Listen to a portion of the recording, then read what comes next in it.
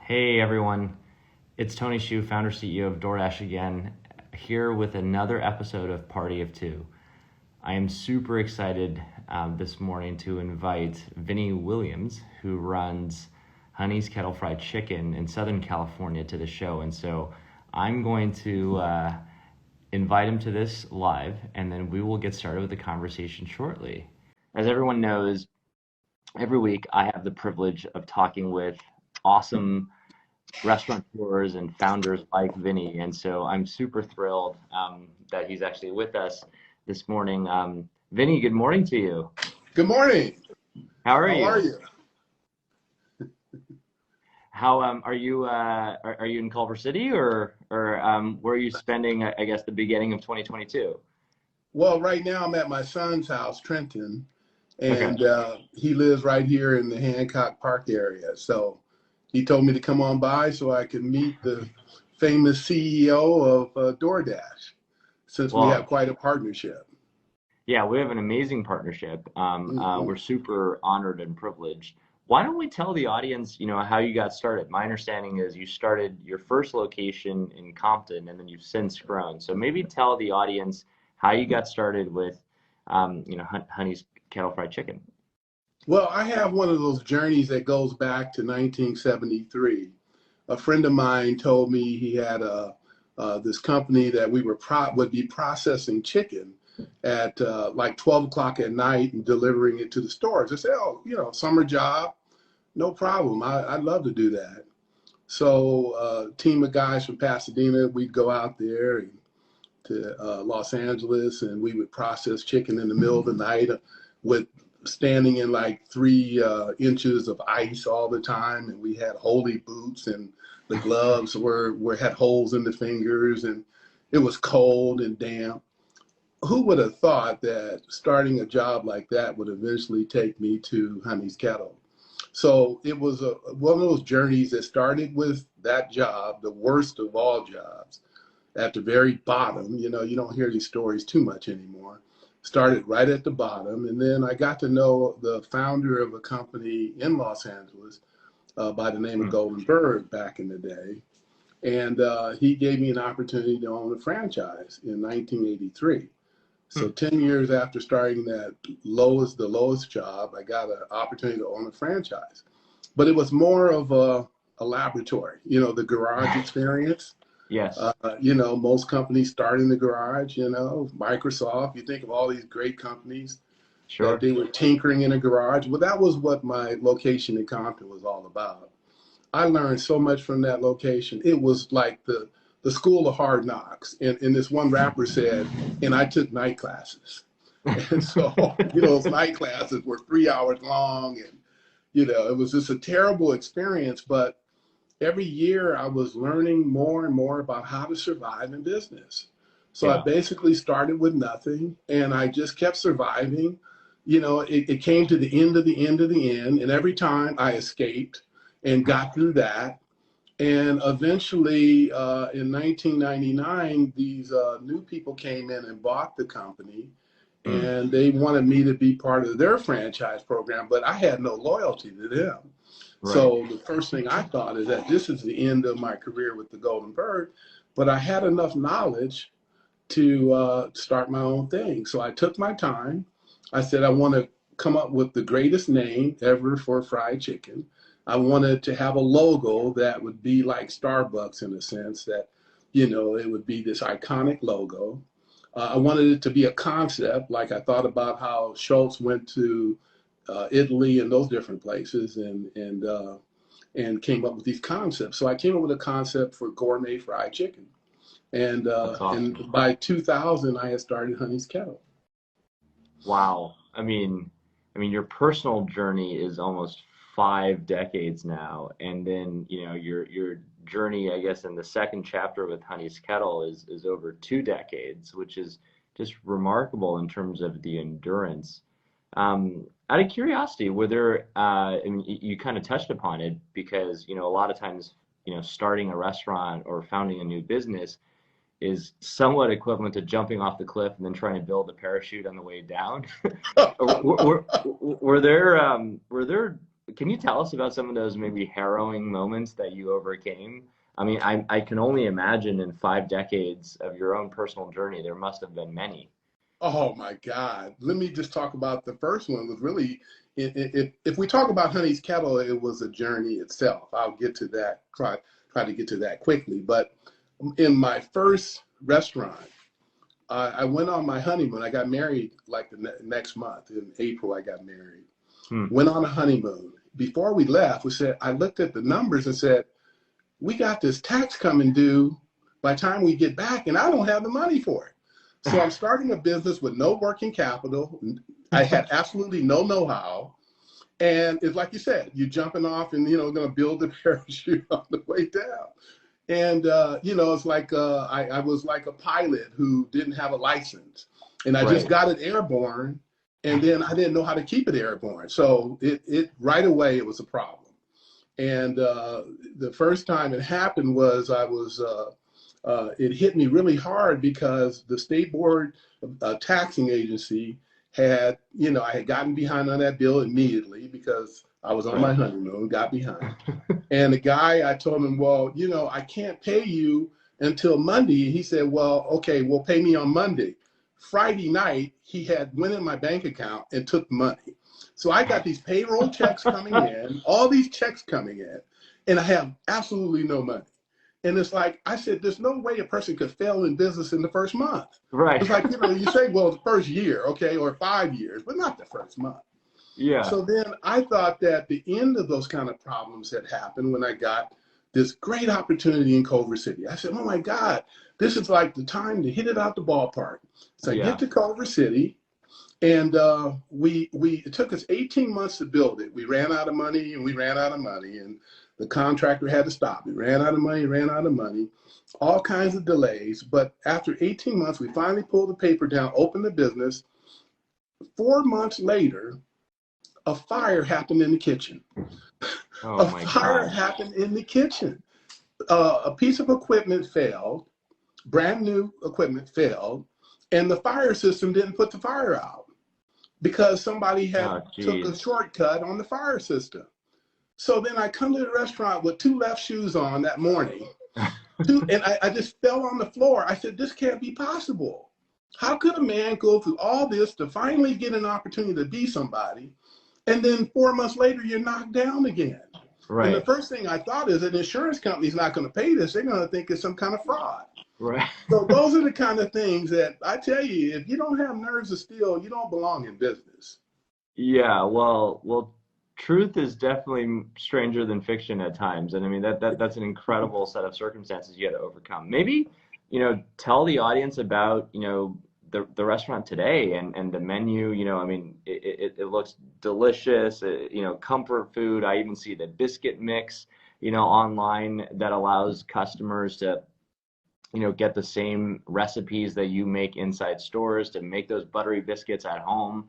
Maybe tell us a little bit about what's on the menu. If we were customers today for the first time, trying to get into Honey's Kettle, what should we order?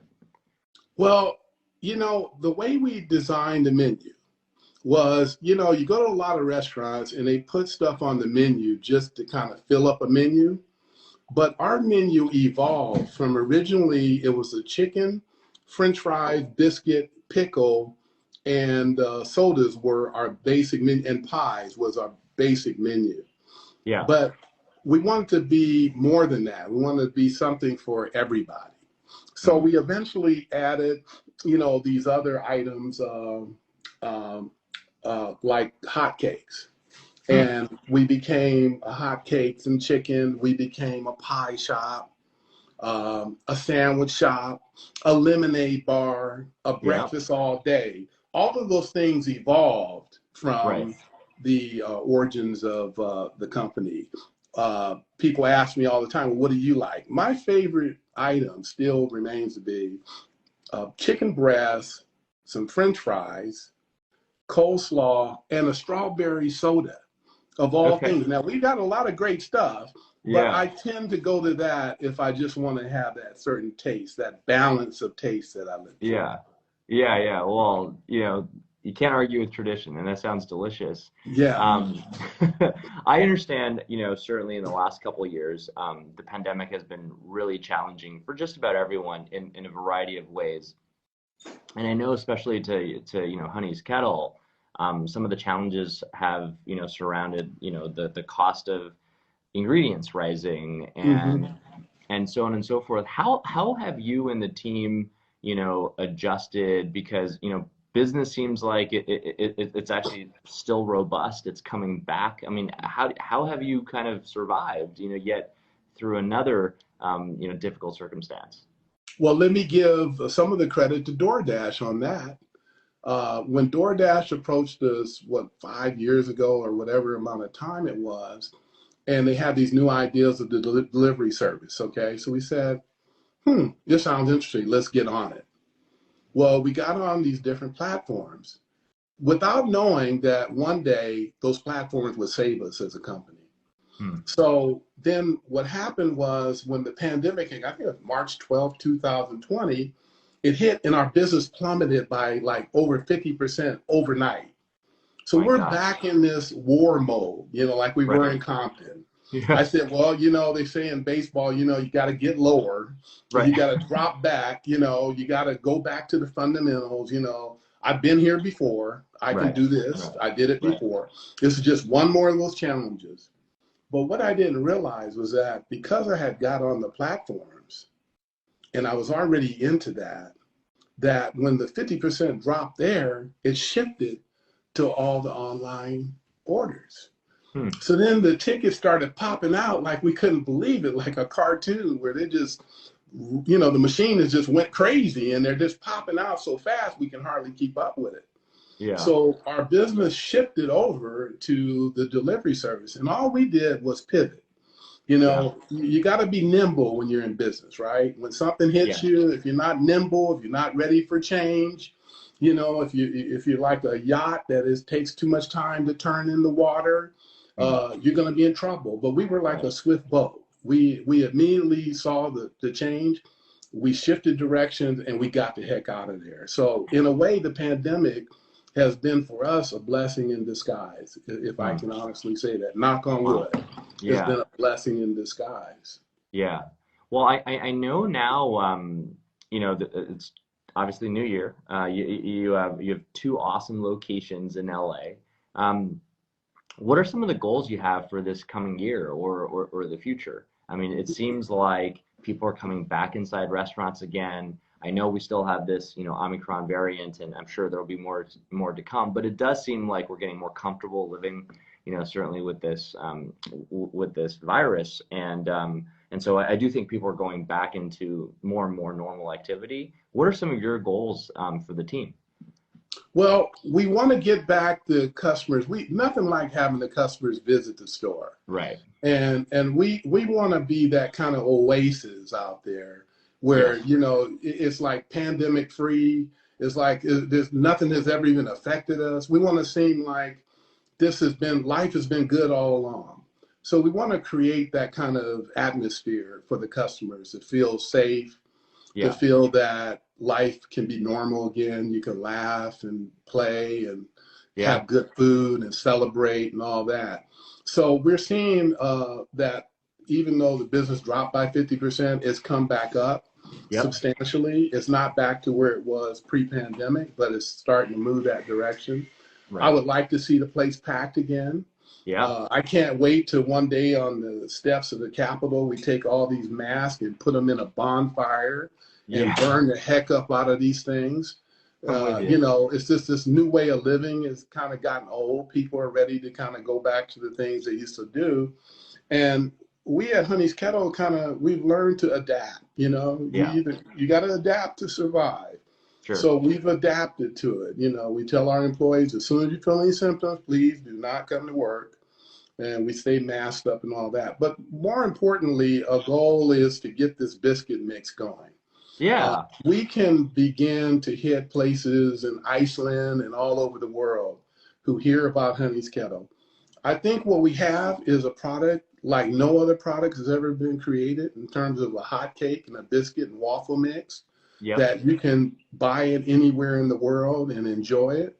I even myself, having developed it, you'd think that I would be kind of tired of these things, but I have a craving for it. I'm talking on Friday night saying to my wife, what are we having Saturday morning? I hope it's going to be hotcakes. Yeah. So the hotcake mix we can reach a lot of places. We want to get to the point we're doing 1 million units in Wow. hotcake biscuit mix. We want to be able to get into major stores like Target Yep. and Whole Foods and those kind of places. So that'll be one of the goals. Another goal would be to scout out locations that really make sense for us, like to own the property. I think is a good way to look at it is that you have a permanency for your company when you own the property. So we Yep. like to find some undervalued property that we can develop into a Honey's Kettle. Those are some of our goals. Besides that, what the pandemic taught us when I was saying when it first happened that you got to make your enemy your friend, biblically speaking, that's what they say, Right. make your enemy your friend. In other words, what can I learn from this? Hmm. And one thing I learned is that don't get caught in a lot of debt when some major Hmm. catastrophe happens. Yeah. So I've got a plan right now where I'm whittling down my debt over Hmm. the next couple of years. I hope to be, just nothing but cash and carry. Yeah. Well, wow, there's such great lessons, I think, in just that last answer alone. Anything I can maybe answer for you, Vinny, as we wrap up here with the last couple of minutes? Well, I would like to see how we can kind of break this ceiling we're at right now with DoorDash. We've Okay. reached a very, very high volume with them, but it seems like we're at a ceiling. And I'd like to see, is there ways that we can do different things that might lead to breaking through that ceiling? Awesome. Well, I mean, absolutely. In short, like you said, it's always about how do we embrace, new opportunities and change. I see that you guys have added storefront, which now gives you your own online ordering format. I think your biscuit mix is going to be a huge seller. I think hopefully we can help you using nationwide shipping, bring that from coast to coast, and then maybe even globally one day across both retail as well as just directly into consumers' hands. And I think those are great areas to start. And then I Yeah, think, we'll just work with your team. I mean, your son's an amazing operator. We're he lucky is. to be partners with him and and the entire team at Honey's Kettle, and we'll come up with a plan and just try to go and hit it. I think that's what every year is about. I think it's about trying to proactively go after something, kind of like what you guys have been doing over the last 2 or 3 decades, Yeah. versus maybe just sitting back and waiting for things to happen to you. And so I'm super excited about 2022, and I couldn't be more thrilled for the conversation that we just had and the partnership that we'll have in the future. Oh, that's great to hear. And I've got to take my hat off to you. You're such a young man. Obviously, you've been inspired by different people in your life and you got your own ideas. But what's so fun about business is that if you can make it happen, it's the most amazing thing that will ever happen to you in your life. And Yeah, it's fun that it's not all about making money. It's just fun about finding the success in what you totally. do and then taking that to the next level. Yes, and helping other people. I mean, And help, absolutely. yeah, I mean, we kind of like yourself, Vinny. I actually started by washing dishes alongside my mom inside her restaurant as a kid growing up in Illinois. So I definitely know what it feels like to go from maybe the bottom up to bigger stages. And it's always inspiring when I get to hear stories like yours because, like you said, there aren't that many people who can do it for 5+ decades, and you're a true inspiration to all of us out there trying to make it every single day. So thank you so much for joining us. And thank you. And anytime you want to talk, you call on me, okay? Awesome. Thanks, Vinny. And All thanks right. everyone for joining us today. And please join us next week on Monday at 11 a.m. Pacific for another episode of Party of Two. All right. Take care now. All There's right. that mix. All right. Buy it off the shelves. Selling like hotcakes. Thanks, Vinny. See ya. All right. Take care.